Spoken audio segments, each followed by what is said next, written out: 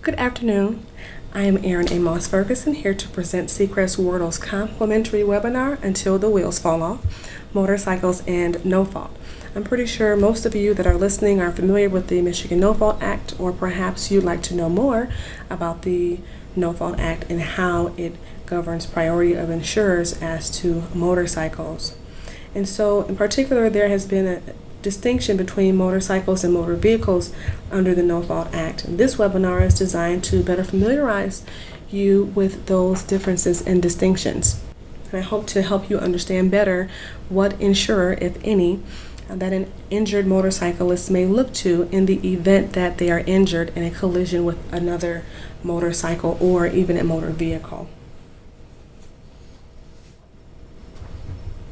So we'll start with MCL 500-3101, which states that the owner or registrant of a motor vehicle required to be registered in this state shall maintain the security for payment of benefits under personal protection insurance, also called PIP benefits, property protection insurance, and residual liability insurance. The statute defines a motorcycle as having a seat or saddle and operating on no more than 3 wheels, while specifically excluding a moped and off-road vehicle as a motorcycle. Essentially, this portion of the statute states the requirement of an owner of a motor vehicle in terms of the requisite insurance coverage necessary for that owner to operate that motor vehicle in Michigan. However, this particular section of the statute does not define what is and what is not a motorcycle, nor does it speak to the minimum requirements for a motorcycle owner in Michigan. So the question becomes, what does? Where can we find the requirements for insurance coverage of motorcycles in Michigan? Well, that's found in 500-3103, and subsection 1 indicates that an owner or registrant of a motorcycle shall provide security against loss resulting from property damage, bodily injury, or death suffered by a person arising out of the ownership, maintenance, or use of that motorcycle. Additionally, the owner of a motorcycle must obtain bodily injury liability coverage in the form of what we call sometimes Michigan minimums, and the minimum limits required in Michigan are $20,000. Each motorcyclist must have this type of insurance. Failure to comply with the particular requirements for insurance coverage for motorcycles in Michigan disqualifies a motorcyclist from receiving PIP benefits if they're involved in an accident. And that's particularly important in terms of our discussion today. And not only are there requirements for an owner or operator of a motorcycle, there's also requirements for insurance companies. Each insurer transacting insurance in the state must afford coverage for a motorcycle in the form of first-party medical benefits only in increments of $5,000. And those medical benefits will be payable in the event that the owner or registrant is involved in a motorcycle accident. This coverage is entirely optional. A motorcyclist can completely forego this medical coverage should they wish, but the point is that each insurer that writes insurance in Michigan and affords coverage for a motorcycle must offer this type of first-party medical benefits to its insured. So moving on to priority for PIP coverage, it's important to remember that a motorcycle is specifically excluded from the definition of a motor vehicle. It's very important to note and understand the implications that flow from this difference. So a motorcyclist involved in an accident with a motor vehicle is entitled to receive PIP benefits from the carrier that covers the motor vehicle. So in a hypothetical scenario, if there is a motorcyclist that is covered by insurance policy A, and there then is a motor vehicle, and that motor vehicle is covered by insurance policy or insurer B, and those two are traveling on I-94 in Michigan, and the motorcyclist then collides with the motor vehicle, then that motorcyclist would be able to claim PIP benefits from the motor vehicle's insurer or insurer B. The motorcycle operator will receive full PIP benefits as if they were in a motor vehicle. And the exception to this is if the motorcycle operator does not have the requirements that we just discussed under Section 3103. So again, if a motorcyclist is involved in an accident with a motor vehicle, that cyclist can receive PIP benefits from the carrier that provides coverage to the motor vehicle. In the event that a motorcyclist is involved in an accident with another motorcycle, then that cyclist would turn to their own coverage. So that's not unlike what we see in the coverage for motor vehicles. The injured party must first look to its own insurance carrier to recover PIP benefits. So again, if a motorcyclist is involved in an accident with another motorcycle or in a fall, that cyclist has to turn to their own coverage from their own insurance carrier.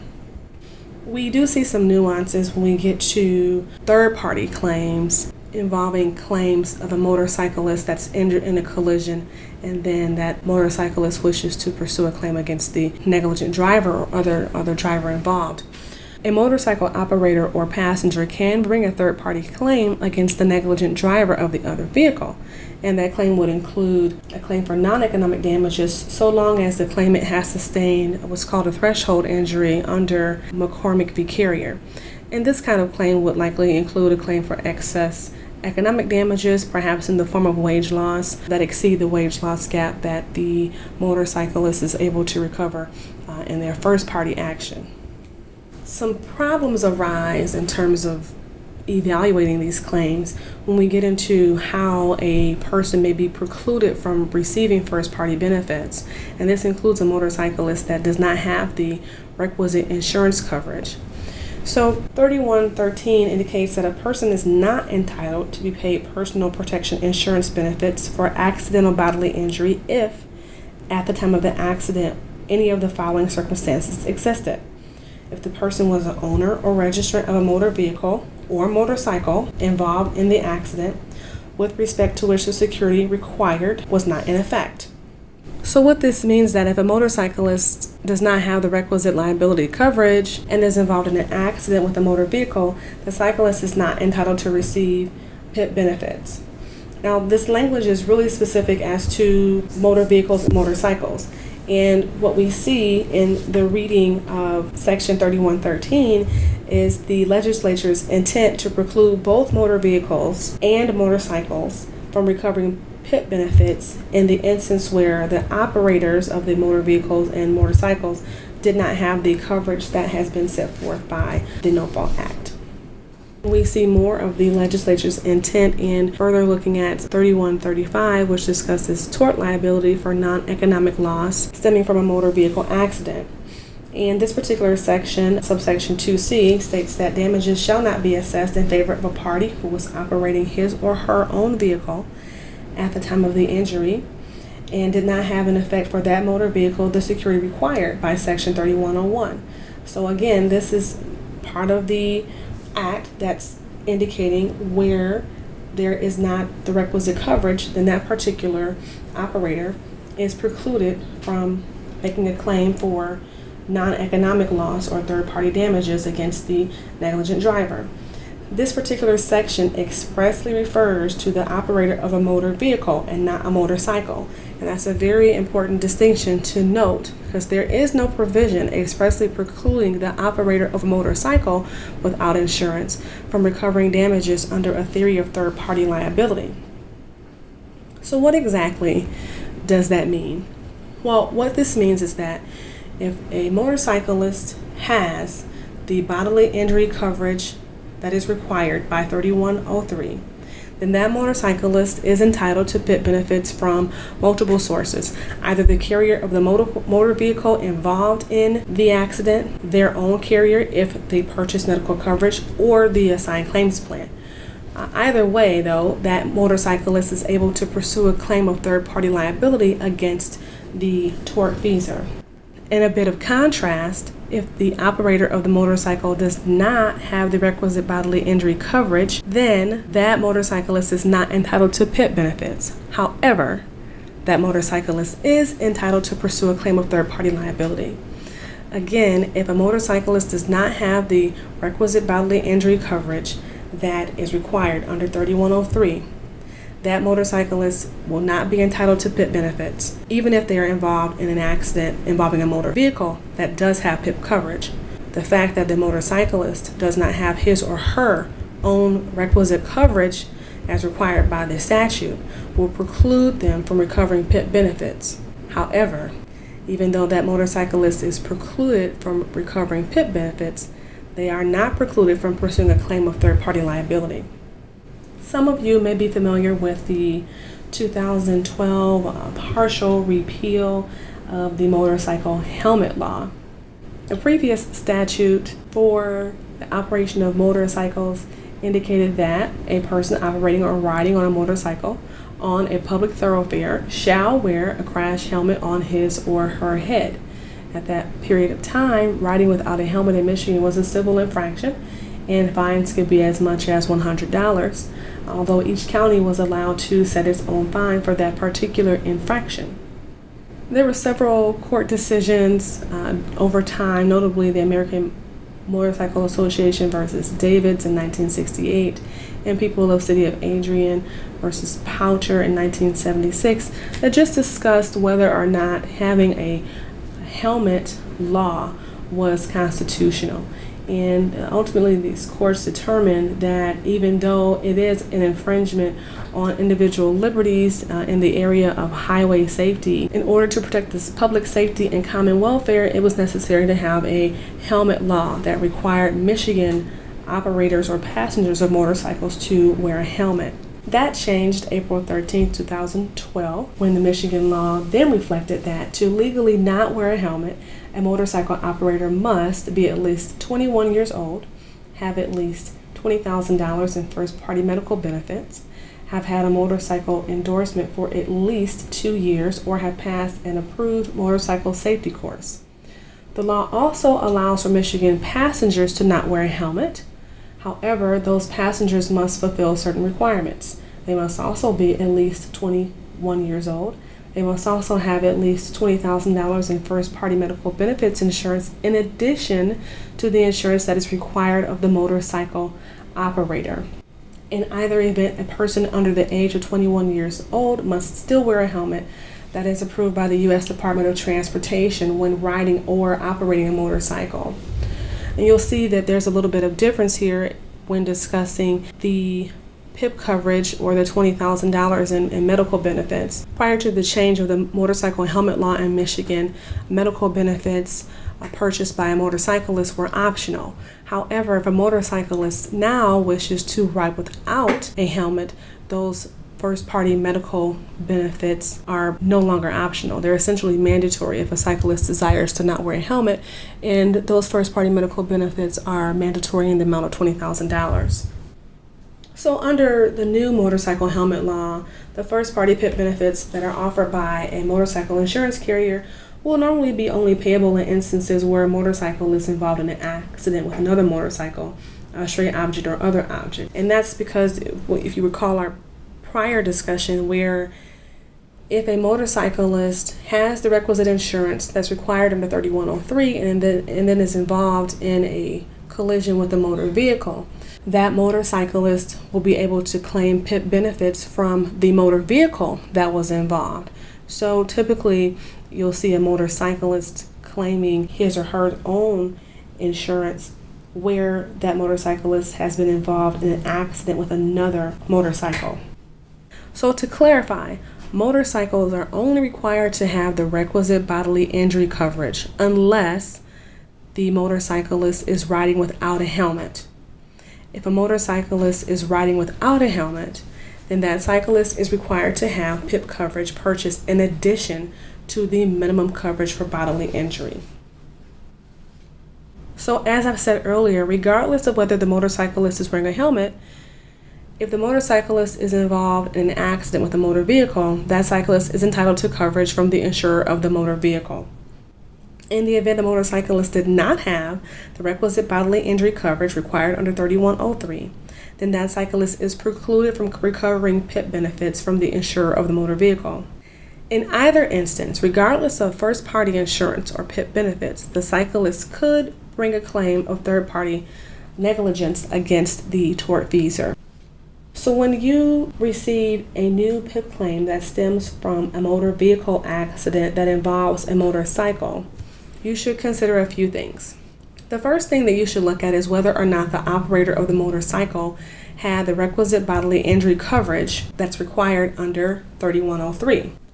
If the motorcyclist does not have that coverage, then that motorcyclist is precluded from recovering PIP benefits. However, if that motorcyclist does have the necessary coverage, then they'll be able to receive PIP benefits from the carrier. As to which carrier, if the motorcyclist was involved in an accident with a motor vehicle, then that motorcyclist can look to the PIP carrier for the motor vehicle. If that motorcyclist had his or her own insurance, they could also look to their own PIP carrier. When evaluating how a helmet comes into play, this really is inconsequential because the involvement of a motor vehicle is going to permit the motorcyclist to obtain PIP benefits from that motor vehicle's carrier, provided that the motorcyclist have the coverage necessary under 3103. And turning now to the claims handling where there's a bodily injury claim or a claim of negligence. In Michigan, an operator or passenger of a motorcycle can bring a claim against the at-fault driver for causing the accident, and again, this claim can include economic and non-economic damages.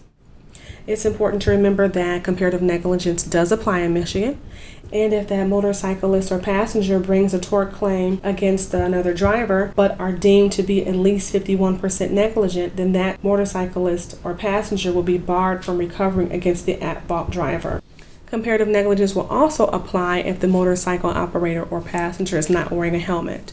Now again, wearing a helmet is optional in Michigan so long as the operator or passenger has the particular coverage that's necessary and is over the age of 21 and fulfills those other requirements that we covered earlier. Nevertheless, when an operator or passenger of a motorcycle chooses to pursue a claim in tort against a negligent driver, that particular operator or passenger that was not wearing a helmet will have the implications of comparative negligence against their claim.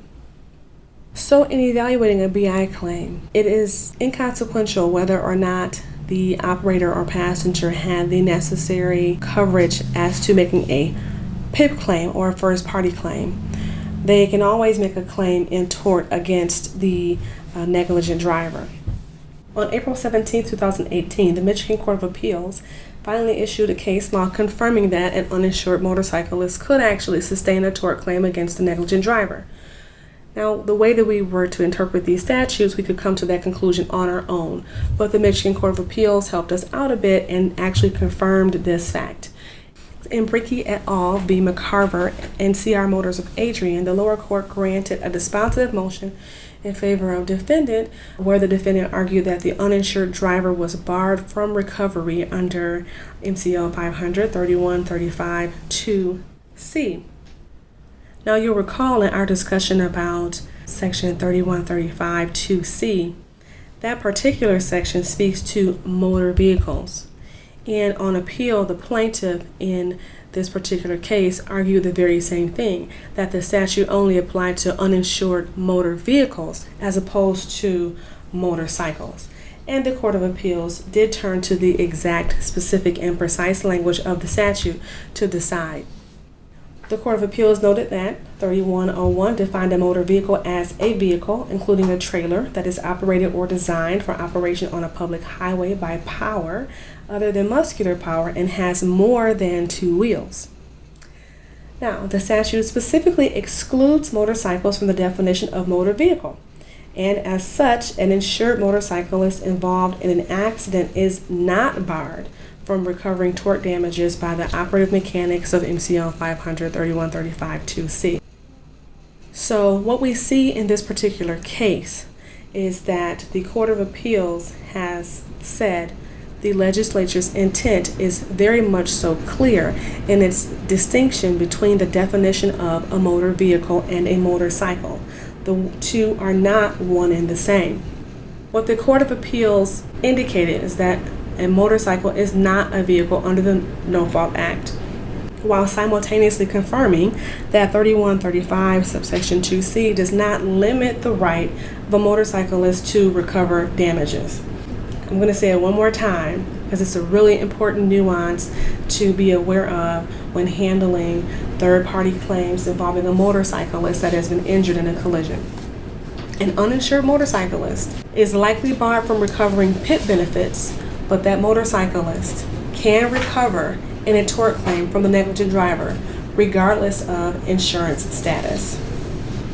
Again, the Michigan legislature has made very clear and calculated decisions to draw a distinction between motor vehicle and motorcycle for purposes of the No Fault Act. And this distinction includes claims for no-fault damages and for tort liability against the at-fault driver. It is paramount to recognize the nuances and the requirements of insurance for motorcycles and motor vehicles. It is also imperative to understand the consequences of failure to procure the requirements necessary for the applicable statutes of an owner and operator of a motorcycle or an owner and operator of a motor vehicle. This does conclude the presentation of Until the Wheels Fall Off, Motorcycles and No Fault, brought to you by Seacrest World. I do thank you all for attending. Please feel free to contact me with any questions or comments you may have. My contact information is on the screen, and I hope that you will join us for our next webinar and podcast.